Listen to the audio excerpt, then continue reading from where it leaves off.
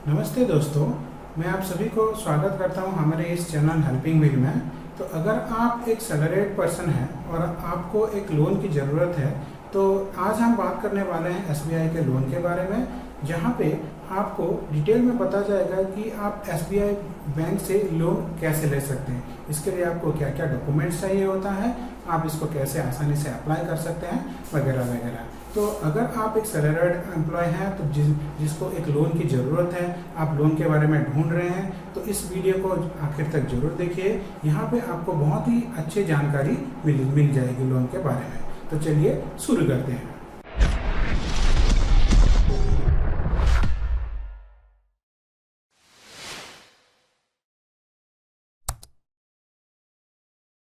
तो दोस्तों, आज हम बात करेंगे एसबीआई पर्सनल लोन के बारे में। तो जैसे कि आपने थंबनेल में देखा ही होगा, चलिए अब हम इसको शुरू करते हैं। तो देखिए, सबसे पहले हम देखेंगे कि यहाँ पे आप एसबीआई पर्सनल लोन कैसे ले सकते हैं। तो इसके लिए सबसे हम पहले देखेंगे कि इस वीडियो में हम क्या क्या चीज़ है, क्या क्या मेन पॉइंट्स है जो हम कवर करने वाले हैं। तो देखिए, सबसे पहले हम शुरू करेंगे इस वीडियो को उसके डॉक्यूमेंट से कि आपको इस एसबीआई पर्सनल लोन लेने के लिए कौन कौन से डॉक्यूमेंट्स चाहिए होंगे। उसके बाद हम देखेंगे इसके टर्म्स एंड कंडीशंस क्या क्या हैं। टर्म्स एंड कंडीशन के बाद हम देखेंगे एलिजिबिलिटी कि कौन है, कि आप इस लोन के लिए आप एलिजिबल हैं, या कौन कौन से लोग हैं जो कि इस लोन के लिए एलिजिबल हैं। फिर हम देखेंगे कि यहाँ पे आपको कितना लोन मिल सकता है और इसका कितना इंटरेस्ट रेट बैंक आपसे चार्ज करेगी। उसके बाद हम देखेंगे इस लोन को आप कैसे अप्लाई कर सकते हैं, जो कि बहुत ही इम्पोर्टेंट है। फिर हम देखेंगे टेन्योर का मतलब है एक बार जब आपको लोन मिल जाता है, उसके बाद आप उसको कितने टाइम में उसको लोन को चुकता करेंगे, 2 साल, 3 साल, 5 साल, कितना टाइम। और इसके बाद हम एक बहुत ही इम्पोर्टेंट पॉइंट पे बात करेंगे, वो होगा इसका एक्स्ट्रा चार्जेस। कुछ ऐसे एक्स्ट्रा चार्जेस, हिडन चार्जेस होते हैं जो कि लोन के टर्म्स एंड कंडीशंस के अंदर बहुत ही, अगर आप उसको अच्छे से नहीं पढ़ेंगे तो आपको समझ में नहीं आता है। तो वो सब एक्स्ट्रा चार्जेस के बारे में भी हम डिटेल में बात करेंगे। तो चलिए शुरू करते हैं। तो सबसे पहले हम देखेंगे कि कितने टाइप्स के पर्सनल लोन होते हैं जो कि एसबीआई आपको देती है। सबसे पहला इसमें आता है एसबीआई का पेंशन लोन। फिर आ गया एसबीआई एक्सप्रेस क्रेडिट लोन।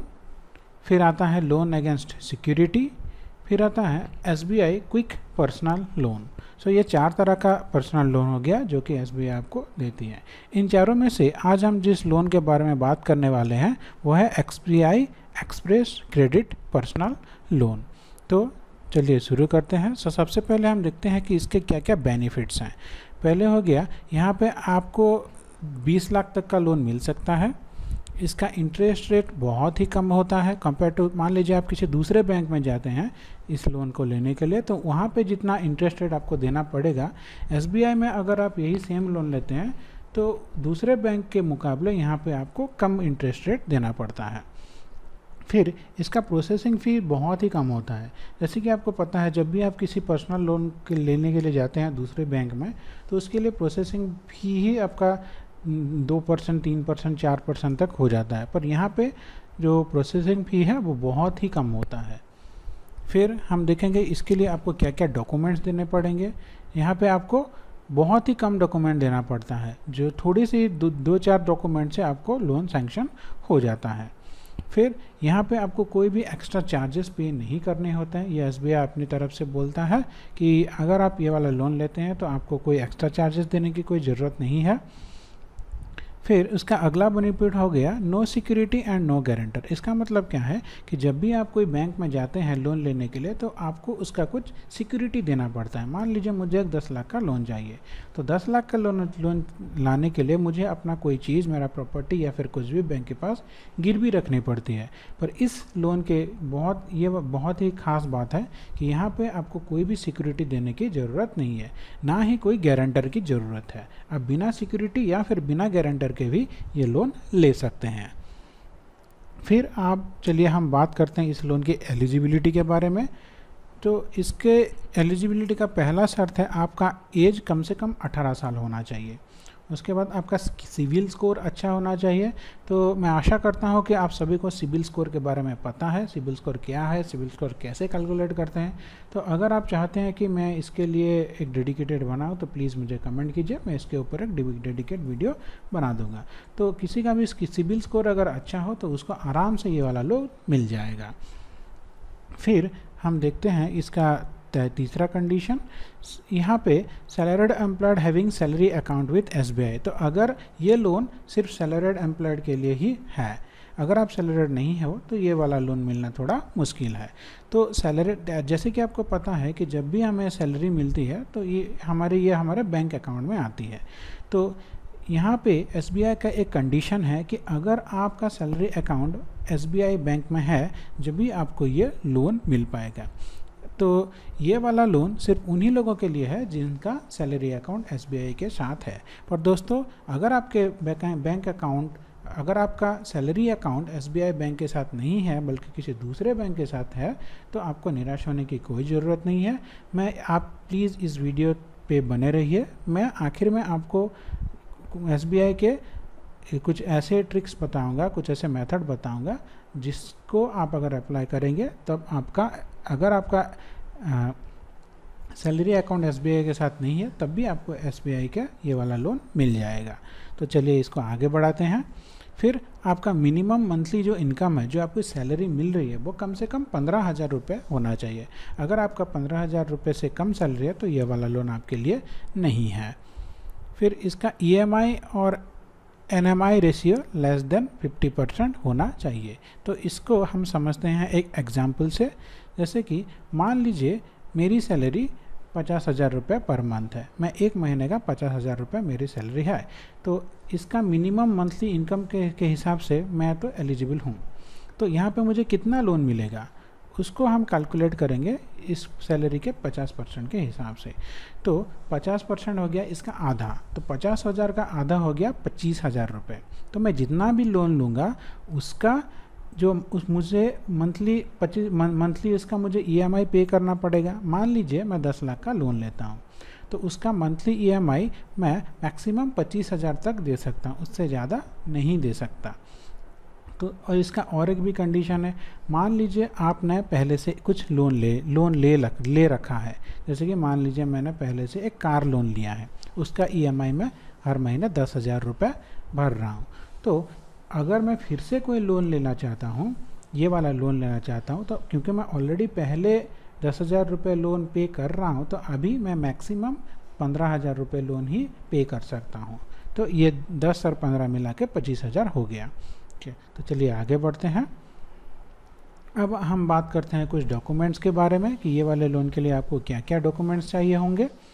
तो जैसे कि मैंने पहले बताया था, ये वाला लोन उन्हीं लोगों के लिए है जिनका सैलरी अकाउंट है एसबीआई के साथ। क्योंकि आपकी सैलरी अकाउंट एसबीआई के साथ है तो ये आपका पैन, ये ऑलरेडी आपके पैन के साथ, पान कार्ड के साथ जुड़ा हुआ है, ये ऑलरेडी आपके आधार कार्ड के साथ जुड़ा हुआ है, इसीलिए आपको उतना ज़्यादा डॉक्यूमेंट देने की कोई ज़रूरत नहीं पड़ती यहाँ पे।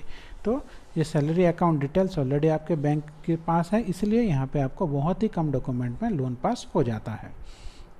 तो अब इसके साथ आपको बस अपना पान और आधार का प्रूफ देना पड़ता है बैंक को। तो फिर आ गया आपको मिनिमम और मैक्सिमम कितना लोन अमाउंट मिल सकता है, आपको कम से कम कितना लोन मिल सकता है और ज़्यादा से ज़्यादा कितना लोन मिल सकता है।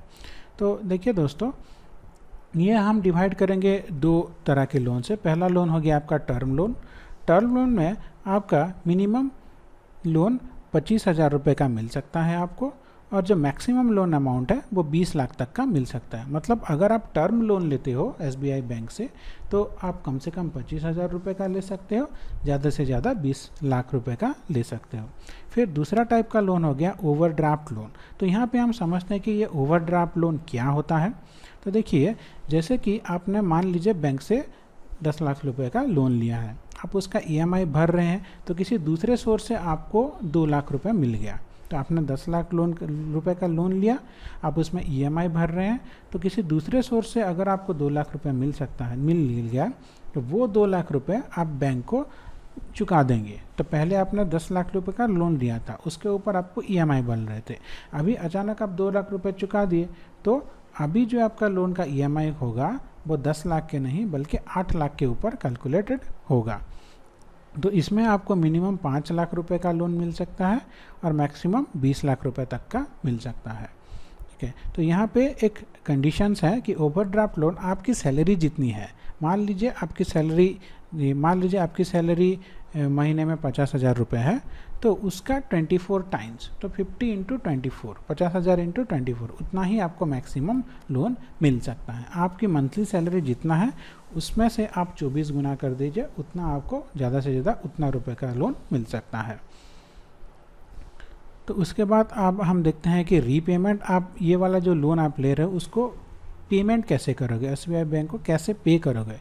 तो इसके लिए देखिए, अब ये टर्म लोन हो या फिर ओवरड्राफ्ट लोन हो, दोनों के लिए सेम ही कंडीशन है। तो यहाँ पे आपको जो टाइम मिलता है वो 6 महीने से 6 साल तक का मिलता है। आप कम से कम 6 महीने या फिर ज़्यादा से ज़्यादा 6 साल मतलब 72 महीने, 72 महीने में इसको आप पे कर सकते हो। तो आप ये कैसे करेंगे, तो यहाँ पे के लिए आप ईएमआई दे सकते हो आप, क्योंकि आपका बैंक उसी एसबीआई बैंक में आपका सैलरी अकाउंट है, तो हर महीने वो आपका ईएमआई अपने आप ही कट जाएगा। वो इसके लिए आप उसको ज़्यादा टेंशन लेने की ज़रूरत नहीं है। फिर अब हम देखते हैं कि इस लोन को आप किस तरह से अप्लाई कर सकते हो। जैसे कि आपको पता है कि हर लोन को अप्लाई करने का 2 मेथड होता है, एक है ऑनलाइन, एक है ऑफलाइन। तो देखिए ऑफलाइन मेथड में क्या होता है, आपको मैन्युअली आपको जाना पड़ता है बैंक को। आप बैंक को जाएंगे तो वहाँ पे आपको बैंक का वो फॉर्म देंगे, बैंक फॉर्म को फिलअप करेंगे, फिर आपका डॉक्यूमेंट सबमिट करेंगे, वो सब वेरिफिकेशन होगा और आखिर में आपका लोन सैंक्शन हो जाएगा। दूसरा मेथड हो गया ऑनलाइन। अब ये वाले लोन को आप ऑनलाइन में कैसे अप्लाई कर सकते हैं, तो देखिए, तो यहाँ पे पहला हो गया आपका ऑफिशियल वेबसाइट से आप इसको अप्लाई कर सकते हैं। तो आप एसबीआई के ऑफिशियल वेबसाइट में जाइए, वहाँ पे लॉगिन कीजिए। तो इसके लिए ऑफिशियल वेबसाइट के लिए आपको अपना नेट बैंकिंग होना ज़रूरी है। तो आप अपने नेट बैंकिंग से एसबीआई ऑफिशियल वेबसाइट को लॉगिन कीजिए, वहाँ पे लोन सेक्शन में जाइए और इसको ज़रूरी डॉक्यूमेंट के फिलअप करके आप इसको अप्लाई कर सकते हैं। दूसरा मेथड हो गया आपका SBI YONO app. YONO app एक बहुत ही सिक्योर ऐप है, बहुत ही ट्रस्टेड ऐप है, तो आपको इसके बारे में ज़रूर पता होगा, मैं आशा करता हूँ। तो इस वीडियो में हम एसबीआई यूनो ऐप से कैसे लोन अप्लाई कर सकते हैं ये वाला कवर नहीं करेंगे। ये वीडियो, अगर इस वीडियो में हम ये कवर करेंगे तो ये वीडियो बहुत ही लंबा हो जाएगा।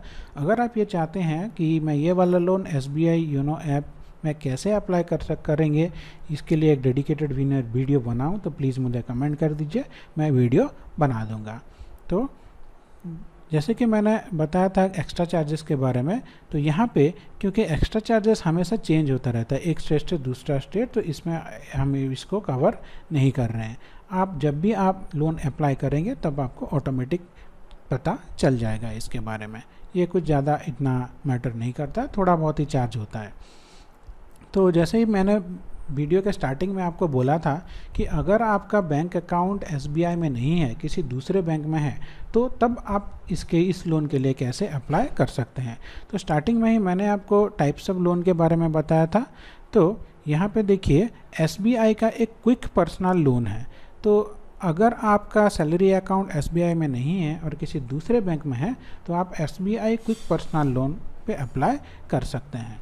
तो अगर आप चाहते हैं कि मैं किसी और टॉपिक के ऊपर या फिर किसी और चीज़ के ऊपर वीडियो बनाऊं जो आप जानना चाहते हैं, तो प्लीज़ मुझे बताइए। Your wish is my responsibility. आप मुझे कमेंट कीजिए, मैं उसके ऊपर ज़रूर एक डेडिकेटेड वीडियो बना दूंगा। तो अगर आपको हमारा ये वीडियो अच्छा लगा तो हमारे वीडियो को लाइक कीजिए, हमें कमेंट कीजिए, हमारे चैनल को सब्सक्राइब कीजिए और शेयर कीजिए। मेरी तरफ से आप सभी को नमस्कार। आपका दिन मंगलमय हो। धन्यवाद।